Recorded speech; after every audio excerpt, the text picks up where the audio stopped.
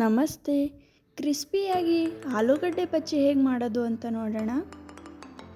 ಮೊದಲಿಗೆ ಬಜ್ಜಿ ಹಿಟ್ಟನ್ನ ಕಲಿಸ್ಕೊಳ್ಳೋದಕ್ಕೆ ಒಂದು ಮಿಕ್ಸರ್ ಬೌಲ್ನಲ್ಲಿ ಕಡಲೆ ಹಿಟ್ಟು, ಖಾರಕ್ಕೆ ತಕ್ಕಷ್ಟು ಅಚ್ಕಾರದ ಪುಡಿ, ಅರಿಶಿಣ ಪುಡಿ, ಬೇಕಿಂಗ್ ಸೋಡಾ, ಓಂ ಕಾಳು ಮತ್ತು ರುಚಿಗೆ ತಕ್ಕಷ್ಟು ಉಪ್ಪನ್ನು ಹಾಕ್ಕೊಂಡು ನೀಟಾಗಿ ಮಿಕ್ಸ್ ಮಾಡ್ಕೋಬೇಕು.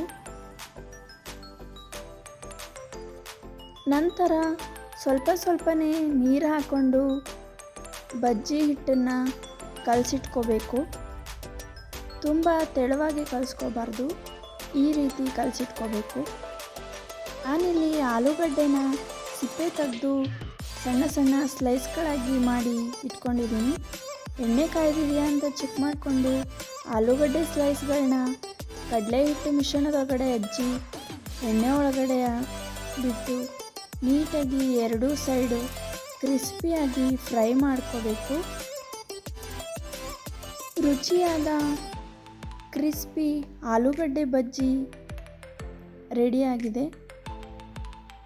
ಗ್ರೀನ್ ಚಟ್ನಿ ಅಥವಾ ಸಾಸ್ ಜೊತೆ ತಿನ್ನೋದಕ್ಕೆ ಆಲೂಗಡ್ಡೆ ಬಜ್ಜಿ ರೆಡಿ. Thank you.